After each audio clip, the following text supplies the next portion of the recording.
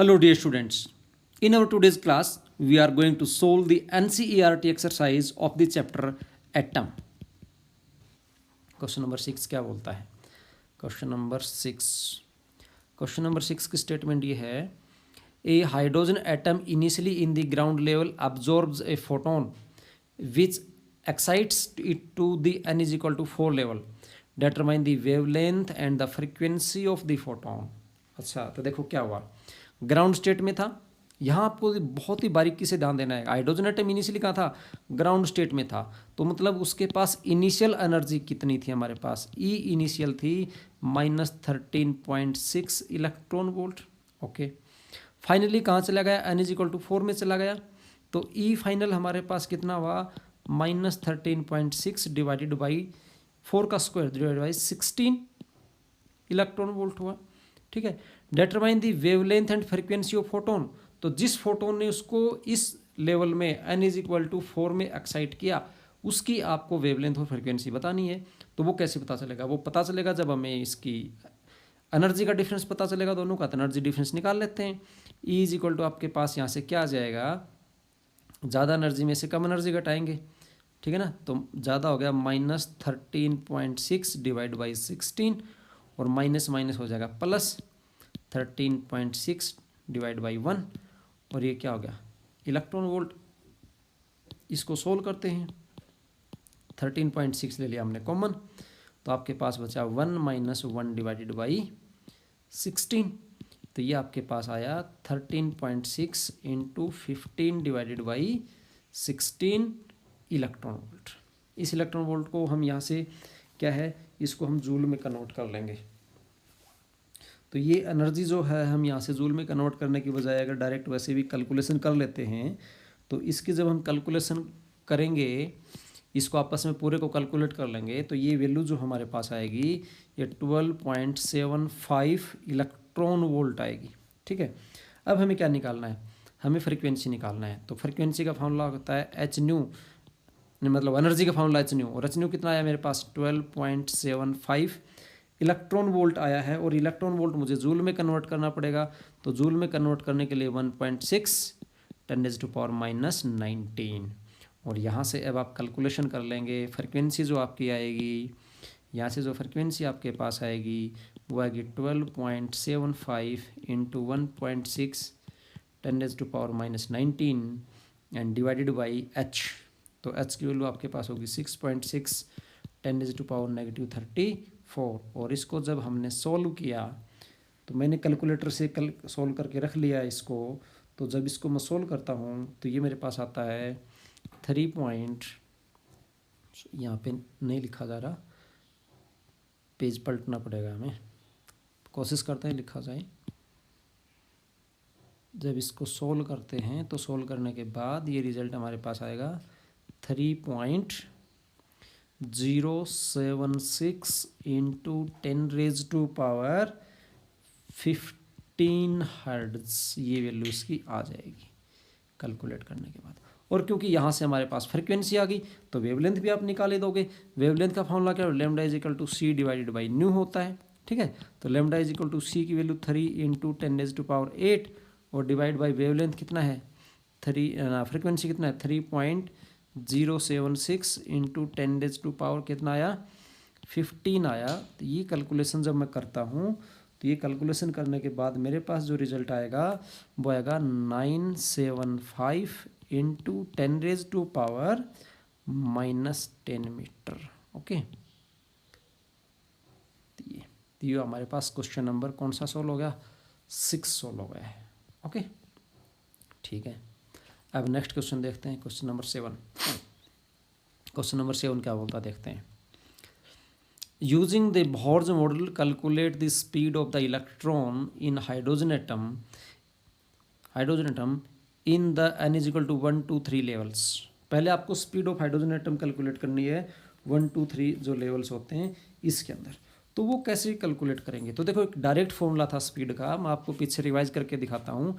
वो फॉर्मूला आप स्पीड के लिए याद कर लें, क्योंकि डायरेक्ट न्यूमेरिकल्स के अंदर हमारे पास डायरेक्ट फॉर्मूला याद करके चलते हैं तो ही बात बनती है। देखो फॉर्मूला क्या था?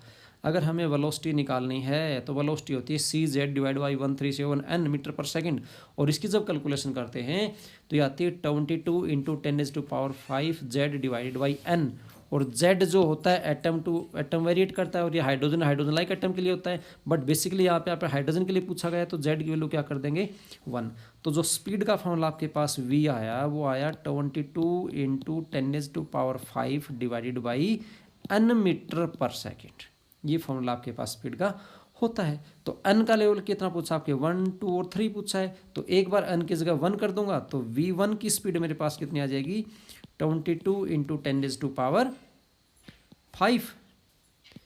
मीटर पर सेकंड आ जाएगी।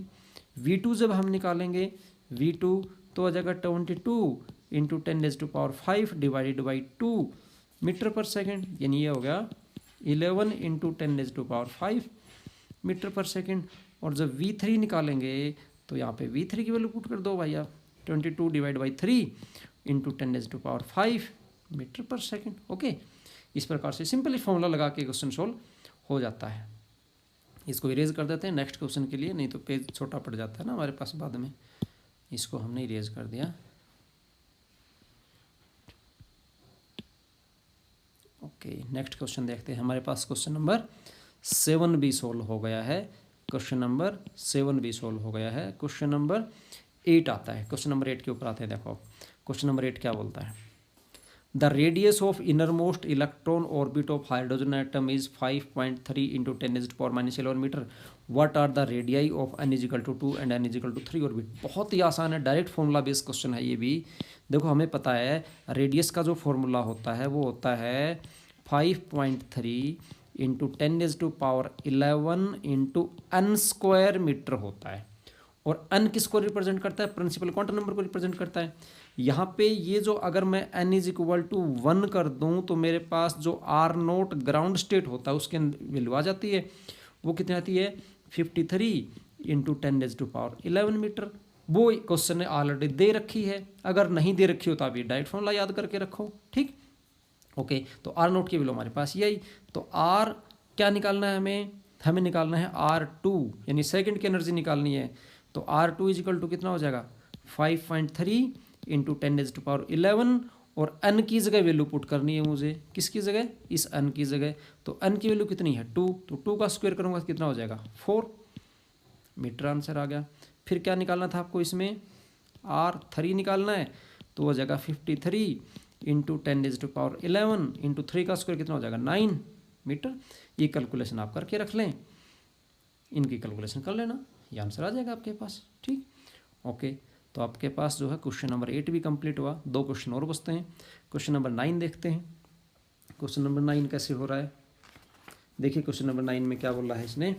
क्वेश्चन नंबर 9 में पूछा गया है a 12.5 electron volt electron beam is use to bombard a गैसीय hydrogen atom at room temperature. ध्यान देना, इस बात पे ध्यान देना। इसने क्या बोला, हाइड्रोजन एटम रूम टेम्परेचर पे है। रूम टेम्परेचर पे है, इसका मतलब ये ग्राउंड स्टेट है। बहुत से बच्चे इसमें कंफ्यूज हो जाते हैं कि रूम टेम्परेचर पे है तो रूम का टेम्परेचर लेना है क्या मुझे। यहाँ पे आपको टेम्परेचर नहीं लेना, ये ग्राउंड स्टेट को रिप्रेजेंट करता है। तो ग्राउंड स्टेट पे एनर्जी कितनी होती है हाइड्रोजन की, हमें पता है। ग्राउंड स्टेट पे जो एनर्जी होती है ई, वो होती है -13.6 इलेक्ट्रॉन वोल्ट एनर्जी होती है ग्राउंड स्टेट पे। ठीक है, आगे पढ़ते हैं। आगे क्या देखा गया है, what series of wavelength will be emitted. Wavelength की कौन सी सीरीज इमिट होंगी मैं बताना है। तो देखिए सबसे पहले हमें ये देखना है कि वेवलेंथ की सीरीज तो हम तब बता पाएंगे जब हमें ये पता हो कि इलेक्ट्रॉन की इनिशियल पोजीशन क्या है, फाइनल पोजीशन क्या है। तो इनिशियल तो पता चल गई कि ग्राउंड स्टेट है, इनिशियल तो पता चल गई ग्राउंड स्टेट है।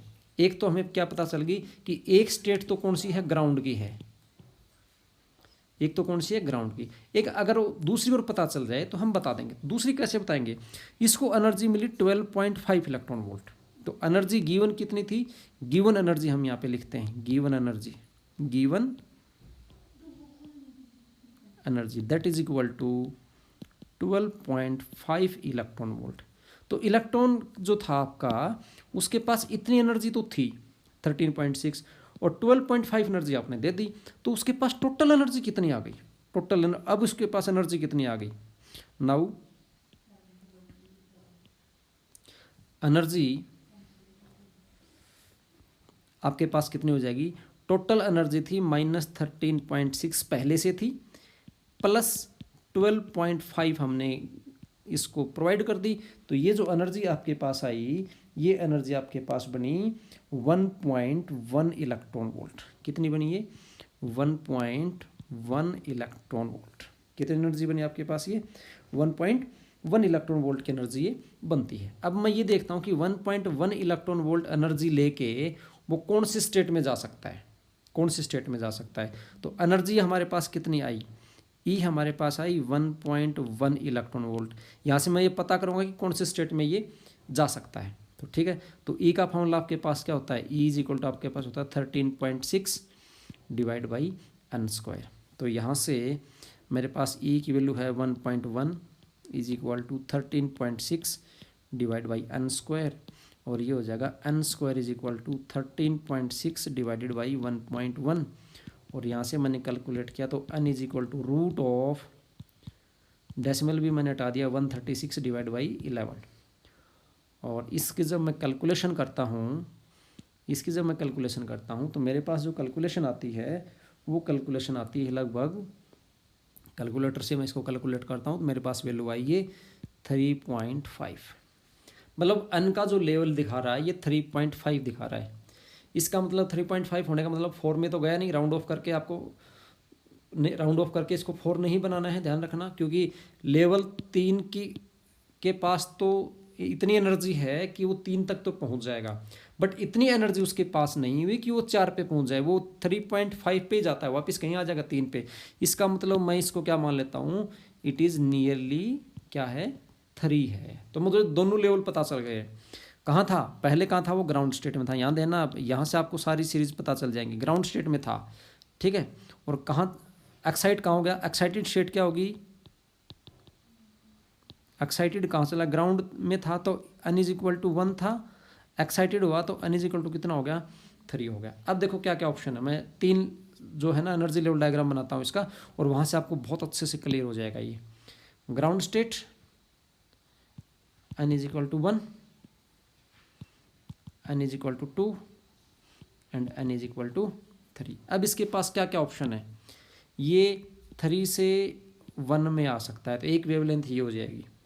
तो वेवलेंथ का फॉर्मूला लिख देता हूँ, हिंट दे देता हूँ, कैलकुलेशन आप कर लेना। वेवलेंथ का जो फॉर्मूला होता है 1/λ इज इक्वल टू आपके पास हुआ था R1 divided by N square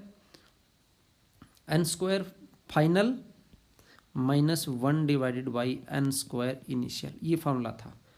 तो फाइनल तो यहाँ पे हर केस में आपके पास फाइनल यहाँ पे क्या आया, पहला जो इस वेवलेंथ के लिए आपके पास एन फाइनल तो आया 1 और एन इनिशियल कितना आया 3, और ये लाइमन सीरीज बन गई। कौन सी सीरीज बनी, ये लाइमन सीरीज बन गई, लाइमन सीरीज की पहली वेवलेंथ। दूसरा ऑप्शन आपके पास क्या है, दूसरा ऑप्शन हमारे पास ये है कि ये 3 से 2 में जा सकता है।